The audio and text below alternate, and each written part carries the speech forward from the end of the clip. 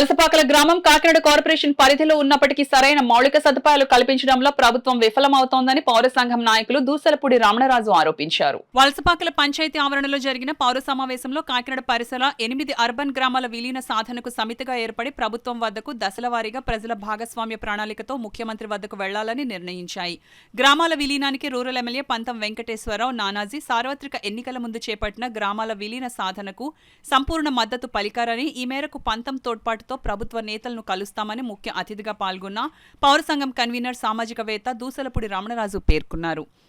మేడిశెట్టి వెంకటరమణ అధ్యక్షతన జరిగిన సమావేశంలో మాజీ ఎంపీపీ గుబ్బల వెంకటేశ్వరరావు, మాజీ ఉప సర్పంచ్ అలాది శ్రీనివాసబాబు, మాజీ ఎంపీటీసీ సూరంపూడి వెంకటరమణ, గింజాల సూరిబాబు, తిరుమలశెట్టి నాగేశ్వరరావు, చింతపల్లి అజయ్ కుమార్, జోగా అప్పారావు, సూరంపూడి వెంకటరమణ, కొప్పిశెట్టి ప్రసాద్, ఈగల వీరబాబు, కిరణ్ కుమార్, ఈగల వీరబాబు, దుర్గాప్రసాద్, ఎన్ఎస్ఎన్ మూర్తి, పివివి సత్యనారాయణ, వెంకటేశ్వరరావు, ప్రకాష్, నాగబాబు, జాను, రామకృష్ణ, అప్పారావు, ప్రకాష్, పంచాయతీ మాజీ సభ్యులు పలువురు పాల్గొన్నారు. కోర్టు స్టే తెచ్చారు, స్టే కూడా ఎత్తేసారన్నారు. అడవడగా మున్సిపాలిటీకి రికార్డులు పట్టిపోయారు. గ్రామాల అభివృద్ధి పేరు మీద మళ్ళీ పంచాయతీలకి రికార్డులు తెప్పించారు.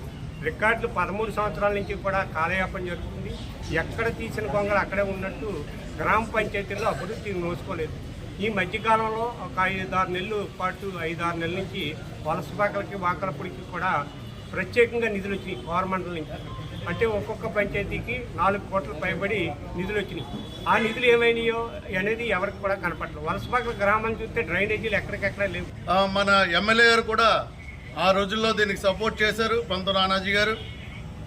సో ఇప్పుడు ఈ సంవత్సరం పెట్టబోయే ఈ స్థానిక సంస్థ ఎన్నికల్లో ఈ 6 పంచాయతీలు 8 పంచాయతీలు కూడా విలీనం చేసి అటు కార్పొరేషన్ అన్నా చేయండి లేదా పంచాయతీలన్నా పెట్టండి అని చెప్పి మేము గతంలో ఇచ్చాం.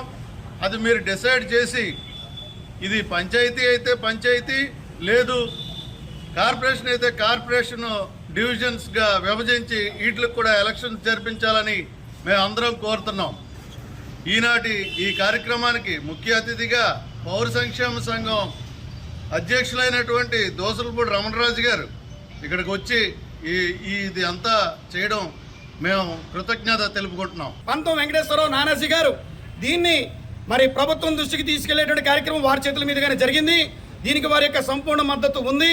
మరి ఈ విషయాలన్నిటి మీద కూడా రాష్ట్ర గ్రామీణాభివృద్ధి శాఖ మంత్రి కొణిదెల పవన్ కళ్యాణ్ గారి దృష్టికి, మున్సిపల్ శాఖ మంత్రి నారాయణ గారి దృష్టికి, ముఖ్యమంత్రి నారా చంద్రబాబు నాయుడు గారి దృష్టికి తీసుకెళ్లడానికి ఈ యొక్క గ్రామాల ద్వారాగా ఈ అర్బన్ గ్రామాల సాధన సమితిని ఏర్పాటు చేసుకుని తద్వారా ప్రతి గ్రామం నుంచి కూడా ప్రముఖులతో ప్రజలతో పోస్ట్ కార్డు ఉద్యమాన్ని, అదేవిధంగా గ్రామాల వారీగా స్థానిక సమస్యలపై ప్రభుత్వానికి, ముఖ్యమంత్రికి, హైకోర్టుకి నివేదించడం, అదేవిధంగా సైకిల్ యాత్ర ద్వారా ముఖ్యమంత్రిని కలుసుకోవడం, తద్వారా హైకోర్టులో స్టే ఎత్తివేతకి పిటిషన్ దాఖలు చేసే కార్యాచరణని 100 రోజుల కార్యాచరణగా పౌర సంక్షేమ సంఘం చేపట్టడం జరిగింది.